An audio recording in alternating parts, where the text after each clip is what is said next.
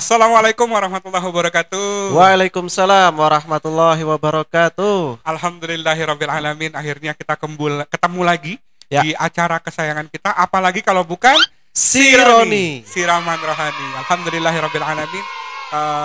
Jadi setelah minggu lalu kita membahas tentang kesendirian. Apa yang kita lakukan dalam kesendirian? Ya, sebelumnya lagi ada love stories, ada 4 episode. Nah, hari ini kita akan membahas apa lagi kira-kira yang ada di dalam aspek kehidupan kita. Yang menarik nih. Yang menarik. Apa kira-kira yang lagi ngetren? Nah, teman-teman yang lagi menyaksikan ini, silahkan kalau misalnya ada usul, ada ide, kira-kira apa yang harus kita bahas, di kolom komen. langsung sampaikan melalui komen. Jangan lupa juga pada saat komen, jangan lupa di like juga. Iya. Kemudian di subscribe. Di like dulu, di subscribe, kemudian di share, di komen. Tuh Di paket komen. lengkap tuh ya. Masya Allah. Karena kita bisa ada di sini juga tentunya karena teman-teman semua. Dan yang juga menyaksikan tentunya ini. acara ini terselenggara atas kerjasama dari yang pertama ada Khadijah Corp, Hadi Jakob, ada Yayasan Al-Haytami, Al-Hatami, ada komunitas Tapak Hijrah, Tapak Hijrah, ada komunitas Biker Subuhan, Biker Subuhan. ada Pulau Sari Food Garden, Benar sekali. dan juga ada tempatnya sahabat kita Mas Kenny, yaitu Kedai Ramah Ramah Jiwa, Jiwa, Masya kedai Allah. kopi. Kedai kopi. Spesialis kopi. spesialis kopi, Dan tempat yang Instagramable. Instagramable. Masya Allah. Luar biasa tempatnya, Luar biasa. kayak hangar gitu, Sepertinya tapi kita luar biasa. perlu, kayaknya kita pindahin untuk podcast kita di sana ya. Boleh Kita banget. ngobrol-ngobrol di sana. Kalau aja Pulau kayaknya. Sari Food Garden dan Biker Subuhan itu kontaknya ke Bapak Bapaknya Tole. Tole. Bapak Tole. Bapak Ya, Tole. betul.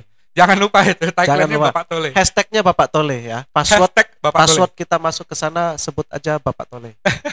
Parkir bebas. Parkirnya bebas.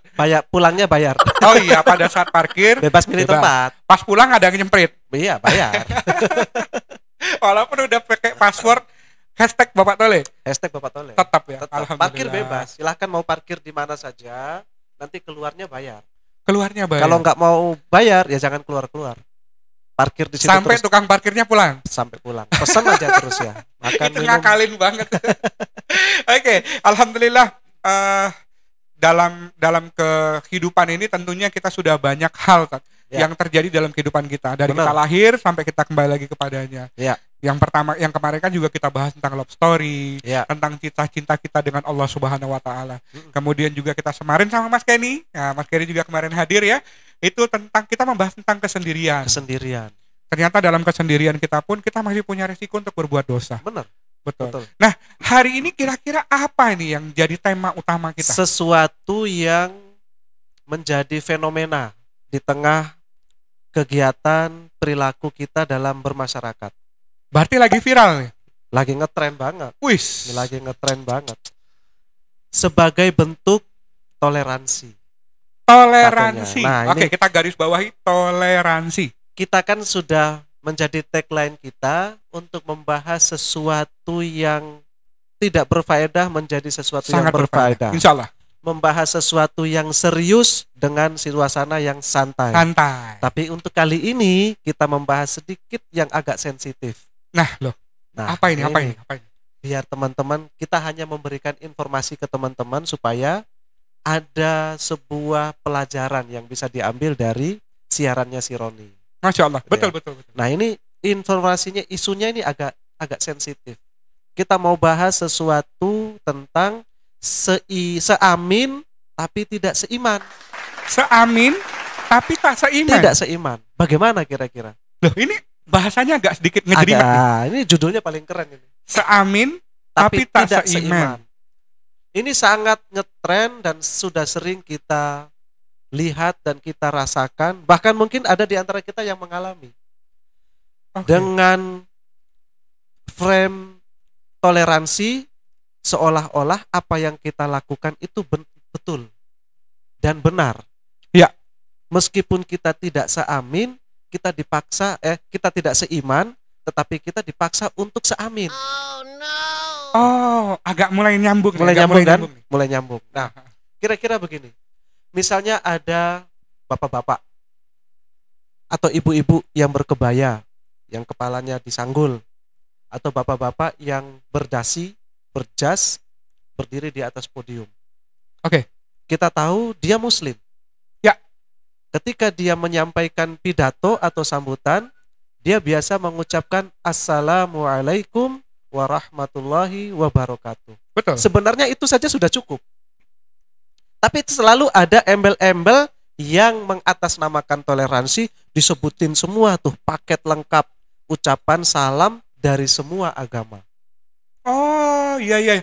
Sekarang itu malah sudah ada peraturannya. Ya, sudah dibuatkan peraturan. Sudah dibuatkan ketetapan. Jadi semacam pakem khusus pada saat kita mengucapkan salam. Salam nasional. Jadi salam nasional. Semua disebutin. Masya Allah. Itu ternyata, baru dari sisi salam.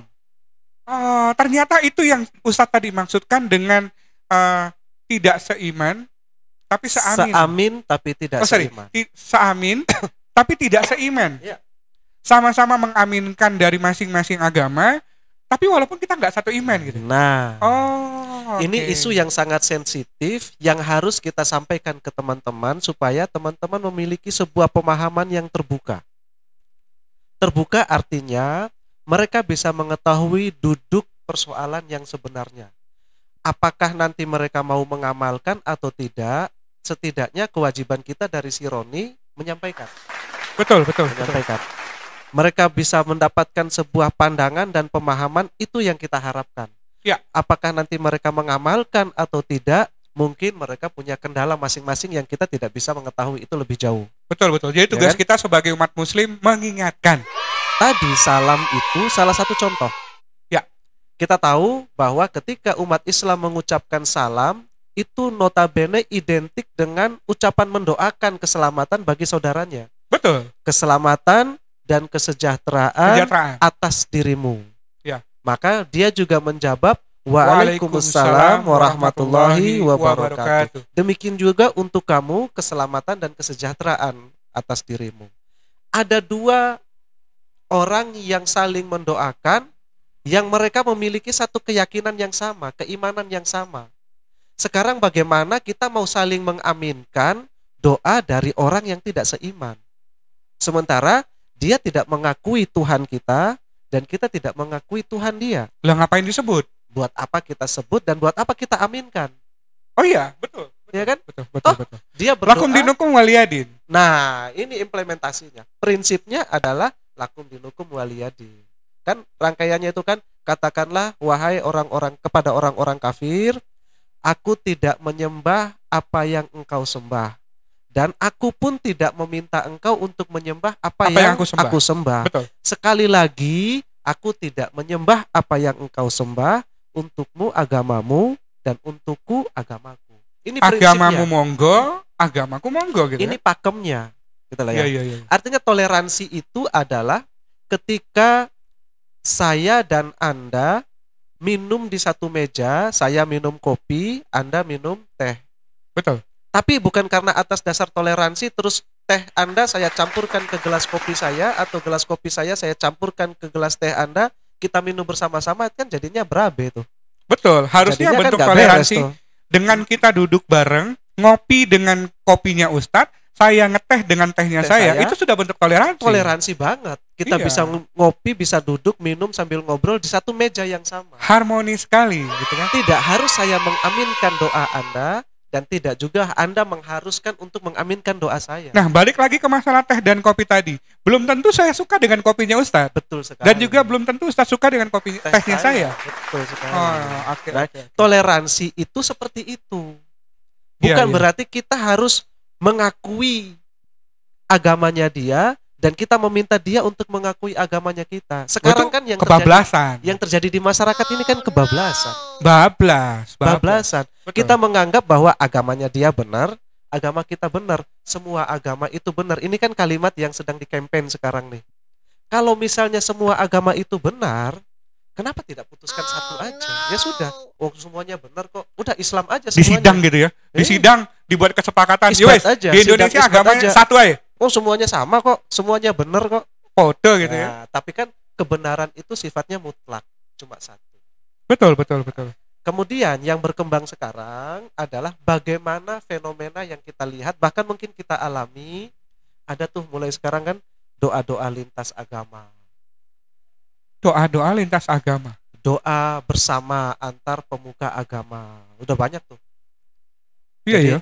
beberapa pemuka agama mewakili agamanya masing-masing naik ke atas panggung untuk berdoa menurut agama mereka masing-masing, dan kita mengaminkan doa mereka. Nah, ini yang bahaya. Bahayanya adalah ketika umat agama lain menyampaikan doa mereka, tentu ini merupakan permohonannya dia dengan Kepada Tuhannya dia. Ya kan? Betul. Sesuatu yang dilakukan di dalam frame internal urusan tata cara ibadahnya dia. Ya. Yang tidak bisa kita mencampuri dong. Nggak boleh. Nah, tapi ketika dia berdoa kita aminkan. Nah, iya ya. Aneh nggak? Aneh. Dia berdoa nih. Masa dia jeruk meminta makan kepada jeruk? Tuhan. Nah, maka masa jeruk makan jeruk.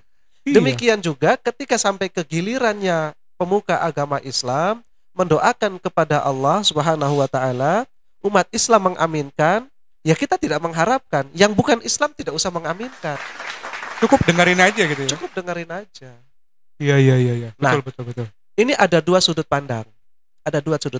Yang pertama, di tahun 2005 ya kalau nggak salah, 2005 di Muktamar Majelis Ulama Indonesia itu sudah difatwakan bahwa perbuatan yang seperti ini itu dikategorikan perbuatan yang haram. Oh no. Oh Allah. Jadi yang saya ingat dari poin-poin, nanti teman-teman silakan searching di Google ketetapan Majelis Ulama Indonesia tentang doa bersama, doa lintas agama. Itu ada, nanti tinggal dicari di Google. Kalau yang saya ingat kira-kira seperti ini. Kalau misalnya orang Islam memimpin, berada dalam, ini kita bicara yang majemuk ya, dalam satu komunitas ada berbagai macam agama, terus orang Islam ditunjuk untuk memimpin doa menurut tata cara agama Islam. Ini hukumnya mubah. Oke. Hukumnya mubah. Hukumnya Artinya ketika doanya itu menjadi sebuah kebaikan, maka jatuh hukumnya itu boleh. Tetapi ketika dia berdoa yang kemudian akan mencampur adukan keaminannya orang-orang ini, maka situ masuk ke wilayah yang subhat. Ya Allah. Subhat itu harus kita tinggalkan.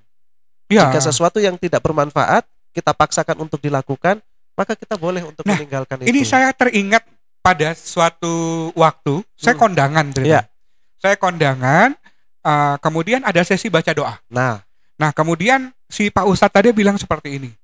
Bismillahirrahmanirrahim. Bapak Ibu semuanya, saya akan berdoa sesuai dengan keyakinan saya sebagai umat muslim. Ya. Bagi Bapak Ibu yang di luar dari agama muslim, silakan berdoa dengan agama dan kepercayaannya masing-masing. Dan Itu saya akan lebih memimpin bagus. doa dengan cara Islam. Itu benar nggak, Tat? Itu lebih bagus. Dia sudah mengingatkan, jangan ngikutin saya. Sudah menyampaikan, lakum dinukum waliyadin. Loh iya, masuk. Saya berdoa menurut agama saya, dan saya berdoa untuk kepada Tuhan saya, dan saya berdoa diaminkan oleh saudara-saudara seiman saya. Bagaimana kita mau seamin kalau tidak bisa seiman? Bagi yang di luar dari agama saya, silakan meminta kepada Tuhannya masing-masing. Silakan berdoa menurut agama dan keyakinannya masing-masing. Iya, di upacara itu dari SD, SMP, SMA itu selalu ada kata-kata seperti itu kan? Marilah kita berdoa sesuai dengan agama dan kepercayaan kita masing-masing. Kalau sekarang kan sudah susah kita ketemu momen seperti itu. Udah nggak ada lagi ya? Maju semua nih. Pemimpin agama maju semua, mendoakan sama-sama.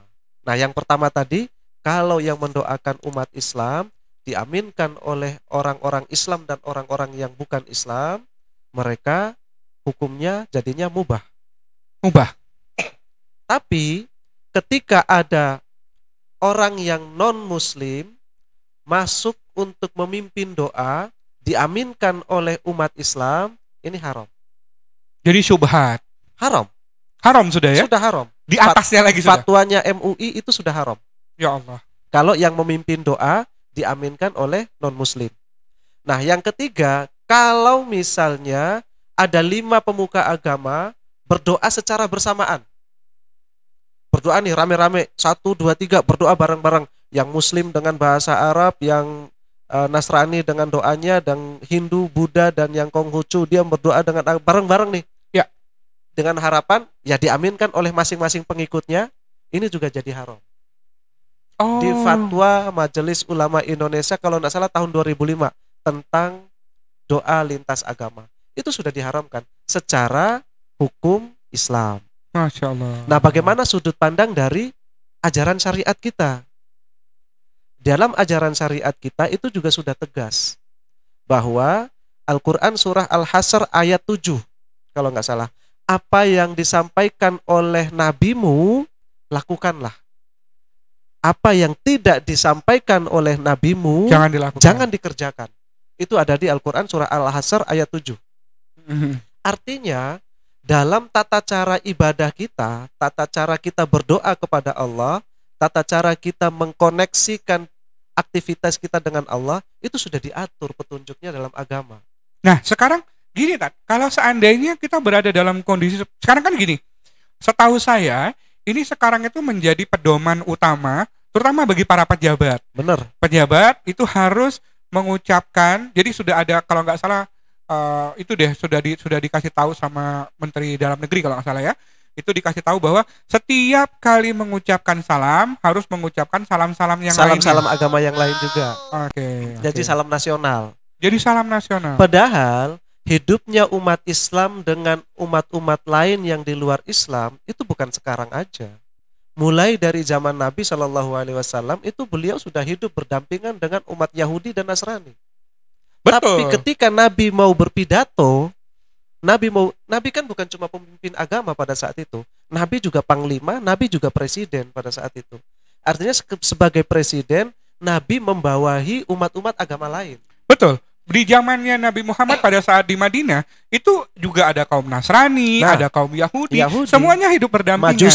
Majusi juga ada. Tapi tempo hari pernah terjadi pengkhianatan oleh kaum Yahudi, makanya diusir sama Nabi. Makanya dikeluarkan. Iya, dikeluarkan oleh Nabi. Tapi ketika Nabi berpidato, Nabi hanya mengucapkan salamnya umat Islam, Assalamualaikum warahmatullahi wabarakatuh. Tidak pernah Nabi mengucapkan Assalamualaikum warahmatullahi wabarakatuh dan salamnya agama-agama lain pada saat itu. Enggak. Ya, betul. Artinya perbuatan itu tidak dicontohkan oleh Nabi dan perbuatan itu tidak disampaikan dan tidak diperbolehkan oleh Nabi. Kita kembali lagi petunjuk di surah Al-Hasr ayat 7. Apa yang disampaikan dan apa yang dicontohkan oleh nabimu, ikuti dan lakukan. Tetapi apa yang tidak dicontohkan, apa yang tidak diajarkan oleh nabimu, jangan dikerjakan. Dan juga kan banyak yang berpikir, kadang-kadang gini, Tat, dari ayat tersebut kadang-kadang orang juga berpikir saklek. Ya. Sehingga semuanya itu apa yang kata-kata Nabi itu semuanya nggak boleh. Ya. Padahal kan kita juga harus memperhatikan 4 mazhab. Benar. Kita juga harus memperhatikan kesepakatan ulama, termasuk juga keputusan dari Majelis Ulama Indonesia. Dan kesepakatan 4 mazhab bahwa segala sesuatu yang berkaitan dengan ibadah yang tidak ada tuntunannya oleh Nabi Shallallahu Alaihi Wasallam merupakan sebuah perkara yang diada-adakan. Oh, no. Diada-adakan. Perkara yang diada-adakan. Namanya bid'ah. Oke. Dan kita semua sudah paham bahwa kullu bid'atin dolalah wa kullu dolalatin finnar. Segala perkara yang berkaitan dengan ibadah yang tidak diajarkan oleh Nabi, yang diada-adakan oleh orang, oleh manusia, itu adalah perkara yang sesat. Dan segala kesesatan itu tempatnya di neraka. Dan sia-sia ya. Artinya petunjuk dari Al-Quran sudah jelas. Al-Hasr ayat 7, yang tidak disampaikan oleh nabimu jangan dikerjakan. Karena Nabi juga hidup berdampingan dengan umat agama lain. Betul, betul. Sekarang kita juga hidup dengan umat agama lain. Tetapi kita melakukan sesuatu perkara yang baru.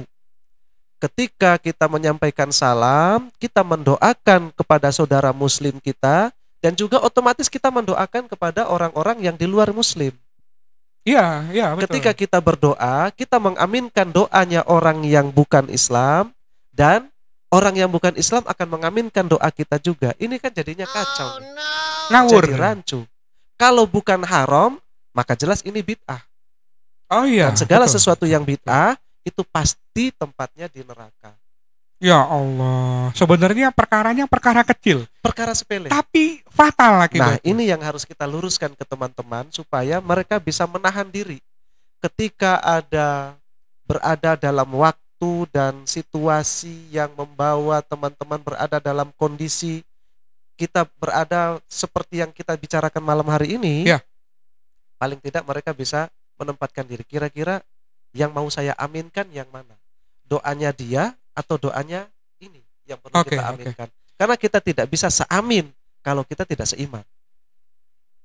Oke. Kalau berarti dalam artian seperti ini, pada saat kita mengalami kondisi di seperti itu, berarti yang harus kita lakukan adalah kita cukup mendengarkan saja. Tapi kalau memang dari asal dari agama kita, maka wajib kita aminkan. Kita aminkan.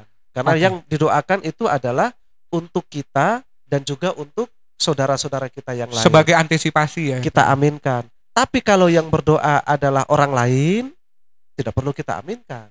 Cukup didengarkan saja. Kita dengarkan aja. Toh namanya doa itu kan pasti isinya kebaikan. Betul. Doa itu semua isinya kebaikan. Bukan berarti kita ngikut dalam doa itu. Bukan berarti kita harus mengaminkan. Doanya dia bagus, tapi bukan berarti kita mengaminkan. Sayang doanya bagus, kalau nggak diaminkan sia-sia. Nggak bisa. Karena doanya buat siapa? Doanya buat siapa? Tuhan kita berbeda. Kepada siapa dia berdoa? Iya. Karena kan sebaik-baiknya doa, sebaik-baiknya ucapan salam itu adalah Assalamualaikum warahmatullahi wabarakatuh. Sebaik-baiknya salam, sebaik-baiknya doa itu adalah doa untuk diri kita dan doa untuk orang lain. Doa lengkap untuk sudah. Kita. Lengkap. Di salam kita itu sebenarnya udah sangat lengkap. Jadi dalam posisi yang seperti ini kita sekarang bingung nih, Tat. Ya. Nah, mungkin ada nasihat nggak? Mungkin di sini ya nanti ada pejabat-pejabat, ada bupati, ada gubernur yang nonton kebetulan tayangan ini. Iya. Atau mungkin orang-orang yang dekat dengan pejabat-pejabat itu. Betul. Yang terutama orang yang sekarang aktif di public speaking. Iya. Nah itu biasanya kan akan ditemukan dengan hal yang seperti itu. Kalau nggak nyampaikan itu dia nggak dikontrak lagi untuk untuk acara selanjutnya. Iya. Nah kira-kira ada nasihat nggak untuk orang-orang seperti ini? Ya tetap dengan pendirian. Kita tidak perlu menjadi orang lain untuk mendapatkan pengakuan. Kita tidak perlu mengikuti orang lain. Kita punya prinsip dan Islam itu mengajarkan kemuliaan yang akan memuliakan pengikutnya. Itu kan? Kita tidak akan mulia dengan pujian dari manusia karena yang kita cari itu adalah pengakuan dari Allah dan Rasulullah. Betul. Kita boleh saja mendapatkan pengakuan dari seluruh manusia yang ada di muka bumi ini, tetapi kalau Allah dan Rasul tidak mengakui kita sebagai hamba dan umatnya, percuma. Sia-sia. Artinya kembali lagi kita kemarin bahas cinta nih. Cinta kita kepada Nabi, cinta kita kepada Allah, saat sekarang ini kita mengimplementasikan. Ada pengakuan atau tidak? Sejuta orang mengakui kita, tapi seorang Nabi SAW tidak mengakui kita. Padahal Nabi ketika beliau hendak meninggal, beliau menjanjikan bahwa kita akan bertemu lagi di tepi telaga. Saya akan menunggu umat-umat saya di tepi telaga.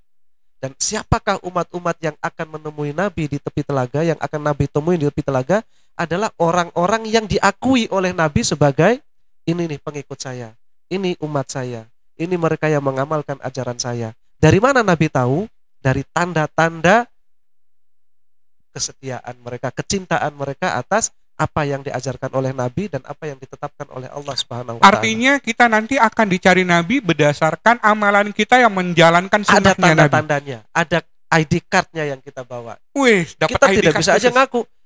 Itu Nabi itu kayaknya, itu Nabi SAW, itu Nabi Muhammad itu kayaknya. Ayo kita menyapa yuk, kita datangin yuk, kita bisa dapatkan syafaat. Terus kata Nabi, barcode-nya mana bro? Mana barcode? Passwordnya apa dulu? Oh iya. Kayak gitu. Masya Allah. Semoga kita semuanya menjadi orang-orang yang beruntung menjadi umatnya Rasulullah nanti di padang mahsyar. Amin ya rabbal alamin. Nah, saya teringat akan ceramah dari seorang guru. Dari seorang guru, beliau mengatakan seperti ini, jangan pernah mengajari umat Islam tentang toleransi. Dari zaman Nabi Muhammad dulu kami sudah diajarkan oleh Nabi untuk hidup bertoleransi. Mungkin itu tadi maksudnya ya. Islam itu sebaik-baiknya toleransi. Sudah diajarkan sama Nabi. Sudah diajarkan. Banyak juga orang berpikir seperti ini kan, bahwa katanya sekarang itu pada saat kita menghidupkan sunnah Nabi intoleran. Pada saat kita menjalankan sunnahnya Rasulullah, kita disebut radikal, ramah, terdidik dan berakal. Yes. Pada saat kita menjalankan tentang ahlus sunnah wal jamaah, kita dianggap justru sebagai orang-orang yang aliran keras. Benar. Bahkan saya dulu demi Allah, saya dulu pernah berpikir seperti ini, Tat. Pada saat ada orang yang jenggotan, pada saat orang yang pakai cingkrang, pada saat orang kemana-mana pakai gamis, pakai jubah gitu. Saya dulu ngomongnya lebay. Iya, saya pernah di fase itu karena kan saya dulu mantan manajer diskotik. Astagfirullah. Jadi begitu yang ketemu gituan tuh, ada teman saya nih. Orang yang dulu ngajarin saya mabok. Orang yang dulu ngajarin saya zina. Orang yang dulu ngajarin saya ke jalur lembah hitam. Tiba-tiba dia hijrah. Kan saya gerah. Allah lu ngajarin gue kayak gini, gak usah munafik lah. Biasa aja agama itu. Tapi setelah mengenal Allah dan Rasulullah, ternyata itu adalah sesuatu hal yang dia lakukan untuk dalam pertaubatannya dia. Betul sekali. Jadi pada saat kita masih berpikir ya, bagi teman-teman yang masih berpikir bahwa orang yang pakai cadar, orang yang pakai cingkrang, orang yang pakai jenggot itu aliran keras segala macam, coba cari keindahannya. Betul. Coba pelajari lebih dalam. Insya Allah kita akan sama-sama berubah pikirannya. Termasuk ajaran-ajaran yang diajarkan oleh Islam itu sudah dikemas oleh orang-orang sangat bergantung pada apa kepentingannya dia. Oke. Kalau yang dia lakukan itu kepentingannya untuk mensiarkan Islam, maka keburukan yang dianggap sesuatu yang dianggap buruk oleh orang-orang itu akan menjadi sebuah yang sangat indah, sesuatu yang sangat indah disampaikan dalam koridor keislaman. Tetapi kalau ada orang-orang yang ingin menghancurkan Islam, sebagus apapun yang diajarkan oleh Islam, itu pasti akan disampaikan dalam bentuk keburukan. Ya Allah. Dia akan menyampaikan keburukan-keburukannya Islam. Baik itu yang, bahkan Idul Adha saja, Islam kok mengajarkan tentang pembantaian, Islam kok mengajarkan tentang pembunuhan, dan lain-lain kan. Tapi ketika kita menyampaikan bahwa bentuk kecintaan kita itu bukan membunuh hewan, tetapi karena kita menghargai, kita mengimani bahwa hewan ini diberikan oleh Allah, diciptakan oleh Allah untuk kesejahteraan umatnya, untuk kesejahteraan semua manusia. Lah iya, kalau mereka berpikir kan tuh dibagi-bagikan tuh fakir. Yang mungkin mereka seumur hidupnya belum pernah merasakan makan daging. Ya. Dengan adanya momen Idul Adha, kaum-kaum duafa bisa juga merasakan apa bisa yang kita menikmati rasakan. Daging. Iya, bisa ngerasain. Bukan kadang-kadang orang berpikir Idul Adha ya ajangnya nyantai-nyantai. Kalau disampaikan dalam segala redaksi yang buruk, maka Islam sebagus apapun jadi buruk. Tergantung framing yang dibawa. Ya Allah ya Rabbi. Termasuk seamin meskipun tidak seiman ini tadi, ini merupakan fenomena yang dilakukan untuk memframing bahwa inilah toleransinya Islam, gitu katanya dia. Padahal Islam tidak mengajarkan toleransi yang seperti itu. Justru kita bertoleransi dengan apa yang sudah kita pelajari dalam agama Islam. Yang sudah diajarkan itu oleh bentuk toleransi kita malah ya. Tapi yang terjadi sekarang adalah sesuatu yang kebablasan. Kalau nggak begitu bukan toleransi, intoleran. Kalau nggak begitu radikal. Bahkan di Kota Malang sudah tulisan menolak Malang menjadi kota halal. Kota halal. Padahal dia belum tahu itu konsep halalnya Kota Malang seperti apa. Mungkin dalam pikirannya itu kepinginnya gitu ya. Kota Malang dilumuri minyak mungkin. Jadi kota haram gitu. Mungkin mereka berpikirnya seperti itu. Tapi itu kadang-kadang yang melakukan itu justru umat muslim sendiri. Iya. Yang mengaku muslim. Nah ya? Itulah. Sehingga mereka kurang literasi, kurang ngobrol, kurang ngopi ibaratnya gitu. Makanya ketika teman-teman mengikuti penyampaian kita, mudah-mudahan ini menjadi sebuah pemahaman baru bagi mereka. Iya, bagi yang di Malang, kapan-kapan ayo kita ngumpul bareng-bareng sama rekan-rekan dari Tapak Hijrah. Ya. Kita akan membahas ini jauh lebih detail, lebih luas lagi. Iya, mungkin bagi teman-teman yang malas untuk datang pengajian, coba deh tonton tayangan si Roni ini, sebarkan kepada orang banyak. Siapa tahu nanti setelah tayangan ini ada yang sudah terbuka pikirannya. Ada yang bisa mendapatkan pengetahuan baru dan bisa menyampaikan ke teman-temannya. Alhamdulillah. Supaya tidak ketinggalan, caranya dia harus subscribe dulu. Sakrep. Supaya bisa ngikutin terus nih episode-episode atau segala sesuatu yang baru dari si Roni. Fardu ain. Harus. Alhamdulillahirabbil alamin. Alhamdulillah hari ini kita belajar tentang sesuatu hal yang ternyata remeh-temeh, ternyata membawa dampak besar bagi kita semuanya dan justru akan bisa membawa kita terjerumus ke lembah dosa yang jauh lebih dalam, jauh lebih bahaya sebenarnya, dan hukumannya bagi orang yang melakukannya akan dibawa ke neraka, dan ini mengerikan sekali. Ya, dan kita juga bisa tidak diakui sebagai umatnya Rasulullah. Jadi hati-hati dalam mengaminkan sesuatu, karena sesuatu yang tidak seiman tidak layak kita aminkan. Betul ya, Tat? Betul. Wis, kalimatnya bagus. Nanti tak bikin kaos deh. Buat sesuatu ya? Yang tidak layak diaminkan. Salah, apa tadi ya? Lupa. Pokoknya ada di situ ya. Kita lihat dari tayangan si Roni. Alhamdulillah kita hari ini banyak sekali belajar. Terima kasih Ustaz. Sesuatu yang tidak seiman tidak layak kita aminkan. Nah itu tak jadiin kaos nanti. Nanti bikin kaos ya. Kaos khusus si Roni. Jadi nanti si Roni akan mengeluarkan merchandise juga dalam bentuk kaos yang ada tagline kata-kata yang menarik yang ada di tayangan si Roni. Di bawahnya ada hashtagnya si Roni. Keren. Masya Allah. Semoga bermanfaat ya insya Allah. Amin. Ya, alhamdulillah hari ini kita banyak sekali belajar, banyak sekali manfaat yang kita dapatkan, dan kita akan ketemu lagi di tayangan-tayangan si Roni berikutnya dengan episode-episode yang tentunya akan sangat bermanfaat bagi kita dan selalu semuanya. Menarik Tentunya. Dan jangan lupa sekali lagi, jangan lupa like, komen, share, dan juga di subscribe tayangan ini. Semoga bisa bermanfaat bagi orang lain. Oke, kita tutup. Assalamualaikum warahmatullahi wabarakatuh. Waalaikumsalam warahmatullahi wabarakatuh.